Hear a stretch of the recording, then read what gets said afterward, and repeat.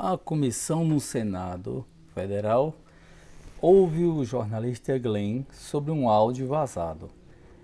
E a intenção deles é comparar com a Vaza Jato. Eles querem porque querem que o Glenn traga mais novidades, mais áudio, que diga que o Alexandre de Moraes seja, além de réu, seja o defensor, seja o juiz e seja o próprio defensor da causa. Eles querem porque querem que Glenn traga mais novidades, se tiver mais alguma gravação, que traga para eles botarem. Eles querem comparar com a Lava Jato, na verdade. Olha que interessante esse vídeo. Vamos ao vídeo e vocês vão entender melhor. Já vai deixando o seu like, se inscrevendo no canal se você não for inscrito, para ajudar o canal a crescer mais. Valeu, pessoal. Coisa contra aquele alvo que ele escolheu para ser atingido. Olha, use a criatividade. Ficou muito ruim esse relatório. Será que eu vou ter que fazer isso pessoalmente? Vou ter que ensinar como é que faz? Ou seja, na minha percepção, Glenn, é algo muito mais claro, muito mais evidente, muito mais comprovado de uma atuação completamente parcial, uma atuação completamente viciada de Alexandre de Moraes para conseguir condenar aqueles alvos que ele já escondeu. Eu queria só ver se você concorda com isso, com a sua análise, comparando um caso com o outro. Se você concorda que no caso agora, com relação ao que está fazendo com essas pessoas perseguidas do Rio de Janeiro, com relação ao Bolsonaro, se não é algo muito mais evidente, muito mais claro de perseguição do que você encontrou lá nesse material que foi usado para declarar que o Moro era um juiz suspeito para julgar o Lula. Então, é difícil comparar para mim, porque são casos diferentes. Eu começaria com o fato que, naquela época, o Sérgio Moro era um juiz na primeira instância e Alexandre de Moraes não é só ministro do Supremo, mas super-ministro do Supremo, mandando quase tudo. Isso já é uma diferença importante. Outra diferença é que o material naquela reportagem da Lava Jato foi obtido para um hacker que violou a lei. Neste caso, os fontes tinham acesso legalmente. Ninguém entrou ilegalmente, ninguém fez hackeamento. Tudo foi dentro da legalidade ter acesso para esse material. Mas eu falaria que eu não vou falar que um me preocupa mais do que outro, um é mais grave do que outro, mas eu vou falar que eu acho que o Alexandre de Moraes é um grande perigo para a democracia brasileira, por causa do fato que ele não respeita nenhum limite da lei. Ou seja, que muitos materiais aqui, ele sempre atua como o suposto vítima. Depois ele se identificar como vítima, ele assume o papel de investigador espontâneo, sem menor pedido do Ministério Público, do policial. Foi ele que inicia a investigação, ele manda a investigação e depois ele atua como juiz. Até que em vários casos aqui, inclusive seu irmão Eduardo, mas várias outras pessoas também, quando ele iniciou uma investigação, só falando, eu quero pegar essas pessoas. Ele não tinha evidência, não tinha nada de Polícia Federal, Ministério Público pedindo isso. Foi ele que criou a investigação. Ele não sabia se tivesse evidência ou não. Ele mandar encontrar evidência para justificar que ele queria fazer com punições, prender pessoas, bloquear as redes sociais.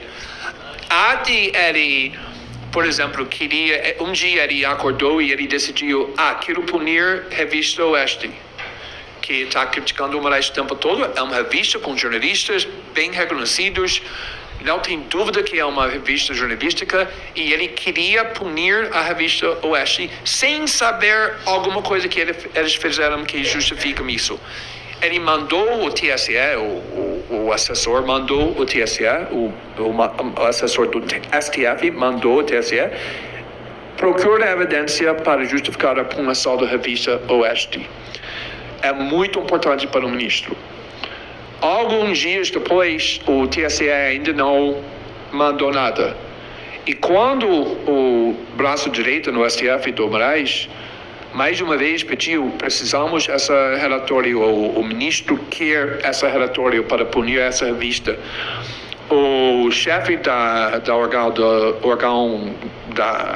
o setor da combate da desinformação no TSE disse que eu não consegui encontrar nada, não tem evidência nenhuma que eles fizeram um crime, eles não fizeram nada. E a resposta foi do STF: seja criativa, ou seja, inventa uma coisa, porque o ministro quer. Tem outras coisas quando ele queria investigar pessoas que estavam criticando ele nas redes sociais, e ele mandou para a TSE falando ele quer pegar essa pessoa, ele quer pegar esse jornalista, ele quer pegar esse deputado. De novo, não tem nenhuma relações com a eleição, mesmo usando o TSE, e também está escondendo o tempo todo. Só que eu quero ler essa... uma coisa aqui, que Moraes recebia os relatórios e os utilizava para embasar decisões contra bolsonaristas. Nas decisões, ele citava ter recebido da AED, que é o órgão de desinformação do TSE, mas sem revelar ter sido o autor do pedido para a produção, como se tivessem sido enviados na forma espontânea para a Corte Eleitoral. Tudo foi escondido, tudo foi fraudado, porque, mais uma vez, eles saberam que eles estavam fazendo estava errado, mesmo agora insistindo da inocência de tudo que eles fizeram. Todo esse comportamento conseguimos mostrar depois. Ele afirmou essa defesa que não era verdade. Então, para mim, isso é muito grave. Um juiz acordando e decidindo: quero prender essa pessoa, quero bloquear as redes sociais dessa pessoa, não por causa do fato que está violando a lei, porque está me criticando. Então, sua vítima dessas críticas, como eu disse, ele sempre interpretar qualquer crítica dele como um ataque criminoso das instituições brasileiras. E depois ele manda uma corte que só tem poder relacionado com a eleição de investigar essas pessoas que ele quer prender, e ele pressiona. Até às vezes ele recebe um relatório e ele fala: não, isso não é suficiente, quero mais. Com motivos políticos para prender os críticos dele, abusando do poder o tempo todo, escondendo o que ele estava fazendo, mesmo sabendo que não estava certo. Então, mais uma vez, não quero falar isso foi pior do que isso, mas é suficiente observar que a evidência é muito concreta e mostra muitas coisas graves. Mas sua fala deixa claro que é mais grave agora do que antes. A palavra ao deputado General Girão. Enquanto o General Girão mexe no microfone aí, eu fiquei muito preocupada agora, Crim. Nós estamos diante de um problema de caráter ou insanidade mental. E eu acho que ninguém nunca pediu um exame de insanidade mental. E é possível, na legislação brasileira, se pedir exame de insanidade mental de autoridade. Esse homem pode colocar em risco a segurança pública de uma nação. Então, eu acho que nós vamos ter que começar a pensar, talvez não seja caráter, talvez ele esteja com um complexo de perseguição, e isso é doença mental, e nós vamos ter que tomar uma atitude também. Eu quero pensar depois sobre isso. Obrigada, Glenn, pela sua fala agora. Eu só quero perguntar se algum senador antes quer fazer uso da palavra, ou apenas está esperando o material ficar pronto. Então, passo a palavra ao deputado General Girão. Senhor senador Flávio, muito obrigado mais uma vez. Eu gostaria de, inicialmente, agradecer ao meu querido senador Magno Malta. Há pouco mais aí de 3 semanas, Magno Malta Eleição foi vem a aí, esses Natal caras vão voltar tudo de e novo. na com a oportunidade gota, hein? foi visitar Bolsonaro, que tinha acabado de ser Voltar internado muito lá mais forte. por conta daquele mal-estar que ele sofreu numa viagem fazendo com o senador Rogério Marinho. Com a gota, E eu já estava no hospital. Porque tive um problema de uma infecção bacteriana um pouco antes, 2 dias antes. Não pude acompanhar o evento com o presidente Bolsonaro, mas acabou que ele foi para o hospital e a gente conversamos com ele lá muito rapidamente em função das dores do quadro clínico que ele estava passando. Fico feliz aí pela melhoria que ele está tendo agora. Deixo o meu repúdio em função da apresentação também desse oficial de justiça lá na UTI lá do hospital. Mas o senador Magno Malta foi lá e fez uma oração a meu favor. Curou.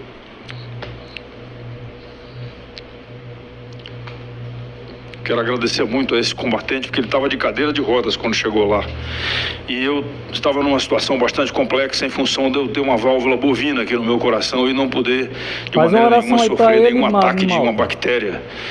E o risco foi muito grande. Eu agradeço a todos aí, as ligações telefônicas, a visita do senador Rogério Marinho, a ligação também do senador Eduardo Girão, enfim, as orações da senadora Damares e de todos os colegas. Mas, meu jovem... Digo jovem porque eu já vou fazer 70 anos aí no ano que vem, então, jovem Glenn Greenwald. Além dos presos políticos, nós temos também refugiados e temos foragidos políticos. E agora lá na Itália, nós recebemos, senador Rogério Marinho, senadora Damares, eu vou encaminhar para a senhora também aqui no Senado, na Comissão de Direitos Humanos, uma carta dos foragidos políticos, porque são aquelas pessoas que não quiseram ser presas e fugiram dessa situação de prisão, porque sabiam que estariam sendo investigadas também em função daquela situação do 8 de janeiro. Então, eu deixo aqui também o meu pedido de que o quanto antes o senhor puder voltar a divulgar esses áudios que existam dentro desse arquivo de não sei quantos teras aí que o senhor disse que tem. Não tenho mais para publicar que consigo provar e que consigo confirmar. O minuto que eu tivesse, eu vou publicar. Bem, porque essas pessoas também poderão ser beneficiadas. Não somente os presos, mas também os foragidos e os refugiados. Nós tivemos contato na Itália com pessoas refugiadas que nos procuraram. Para publicar que consigo provar e que consigo confirmar. O minuto que eu tivesse, eu vou publicar. E o evento da Itália foi interessante porque o evento aconteceu em função dos 80 anos do fim da Segunda Guerra Mundial. A Itália foi libertada dia 25 de abril e nós participamos desses eventos lá, eu e o senador Eduardo Girão. E a Itália comemora, sim, a presença dos brasileiros, a participação da Força Expedicionária Brasileira neste movimento de libertação. Se a FEB saiu daqui, do Brasil, para um outro continente, lutar uma guerra em função da liberdade, da democracia e da justiça, não é mais do que um momento que nós possamos aqui unir forças, o Senado Federal, a Câmara dos Deputados, os jornalistas brasileiros, e eu deixo aqui mais uma concitação, um estímulo para que os demais jornalistas que tenham informações sobre essa situação que a gente está vivendo no Brasil, de uma... A gente diz que a Constituição foi relativizada, a democracia também está sendo relativizada. E a gente precisa que todas as forças possam se unir. Assim foi nos Estados Unidos, que é o seu país, quando o Watergate surgiu e derrubou um presidente. E a gente precisa das forças serem unidas e o jornalista ter essa capacidade de investigação para que nós possamos mostrar para o Brasil, para o mundo, a verdade que o Brasil vive hoje. Eu termino as minhas palavras pedindo ao senhor, nos ajude a mostrar a verdade, mostrando essas conversas, como já foi falado aqui. Para publicar. Neste momento, não tenho mais para publicar que consigo provar e que... Sim, a sua participação. Para publicar. Neste momento, não tenho mais para publicar que consigo provar e que consigo confirmar. O minuto que eu tivesse, eu vou publicar. Eu só quero falar aqui, eu conheço pessoas que estão fora do Brasil por causa do medo de ser preso por crimes jornalistas. Eu sou amigos, pessoas que conheço, então eu entendo a situação muito bem. E como eu disse, se eu tivesse material para publicar que ajudaria essas pessoas, que terminaria essa injustiça, eu publicaria. Só que a única coisa que posso fazer como jornalista é publicar, reportar, e não posso forçar outras instituições brasileiras ou o público brasileiro de reagir da forma que eu acho que deveria. Mas estou fazendo tudo que consigo para mostrar a verdade. Ao senhor não cabe inventar, né? O senhor tem a verdade consigo e mostra aquilo que... Em relação ao Felipe Martins, o deputado Hélio Lopes disse que era testemunha, ele foi testemunha que tirou o Felipe Martins e levou ele para casa. E se ofereceu para ser ouvido e não foi chamado.